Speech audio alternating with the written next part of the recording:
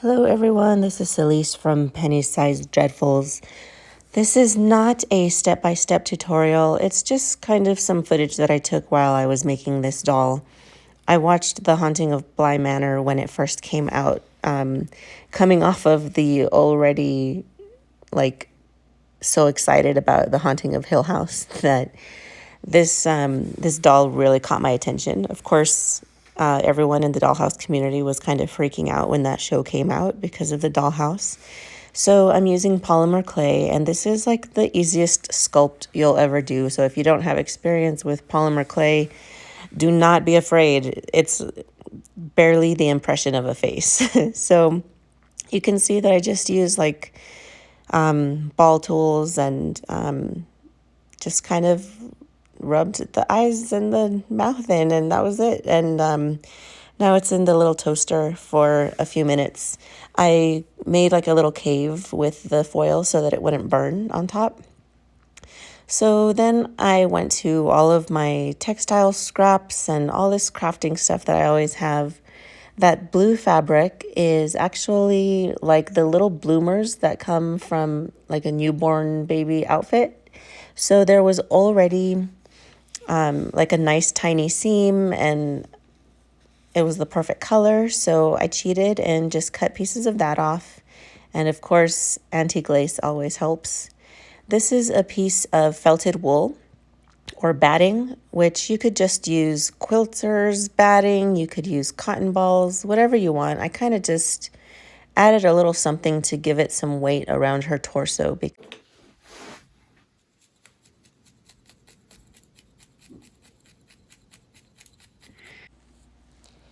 So if you haven't seen this show, it is beautiful. It's like there's actually a storyline, and it's awesome. So this is black wool from, it's like silk wool fibers from Serafina Fiber Arts. And I get almost all of my wool from her website because it's like you order it and you blink and it shows up at your door. It's amazing. It's all great quality. It's clean. It doesn't smell. Like every single time I've bought wool in different places, it smelled. And this is the first time that I ever ordered anything that didn't have that musky smell.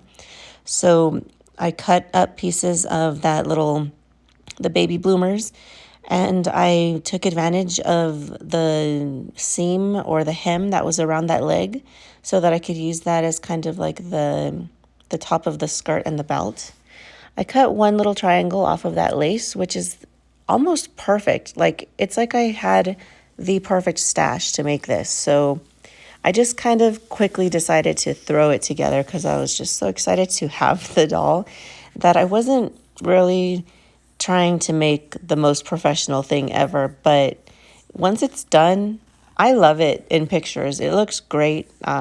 You can see in the video that it's haphazard and it's not perfect, but I'm just having some fun showing you what I made.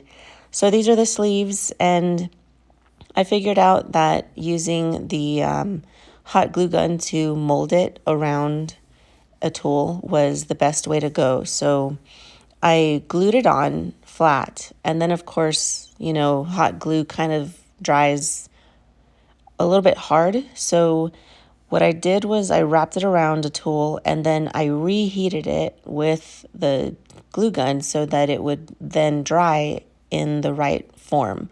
So now they're like stuck in that circular position. If I wasn't in such a rush and too excited to make this doll quickly, I probably would have used Fabri-Tac or something else. Look, in all honesty, if I wasn't rushing, I would sew this dress and I would like really, really get into it. But this was just kind of, I don't know, some crafting therapy, I guess, because I was really excited about this doll and I just wanted to have it right away. So here we are with the sleeves, and I literally just glued it on. Everything was super easy. This is something that you can do in like an hour. The longest time that's going to take is probably the baking of the clay, and that doesn't take very long because it's a tiny piece. So just again, my disclaimer that This is not a perfect step-by-step tutorial. It's just, hey, maybe you find a trick in here that you can use, and I thought it was fun to make. So I folded in the edges. Like, I really cheated on everything. This is a total hack, but I love the way it turned out, and her hair is fabulous. And I already started to kind of make little vignettes around the house, even though the house is not complete. I had this awesome bed. So if you have seen the show, you know that you need this grand, beautiful bed for her to lay in. And I'm really happy with it. Just a fun little project. Thanks for being here. And follow me on Instagram at PennySizeDreadfuls. If you make one of these, tag me. I want to see it. Thank you.